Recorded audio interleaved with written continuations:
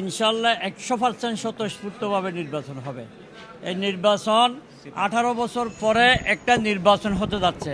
এই নির্বাচনে তরুণরা অত্যন্ত আশাবাদী, তারা তাদের একটা ভোট দেবে ইনশাল্লাহ। আশা করি নির্বাচন কমিশন যে আশ্বাস দিয়েছে, আমার ভোট আমি দেব, যাকে খুশি তাকে দেব, এটাই 2026-এর 12 ফেব্রুয়ারি নির্বাচনে এটার প্রতিফলন ঘটবে আমরা আশা করি আলহামদুলিল্লাহ।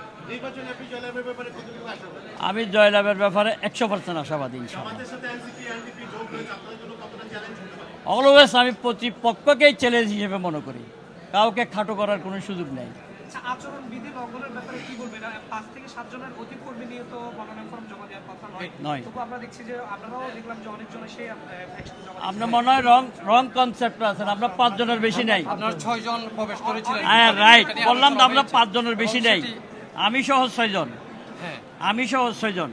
আমি ছাড়া 5 জন বলছে। আমরা 6 জন পারা যাবে ইনশাআল্লাহ। আমি জানি না এটা নির্বাচনী আইনে, আপনি দেখেন আমাকে অ্যালাউ করছে। আচরণবিধি কোনো প্রকারে লঙ্ঘন করা যাবে না। আমরা যদি আচরণবিধি লঙ্ঘন করি, আচরণকে বিধি মানবে কে? ধন্যবাদ।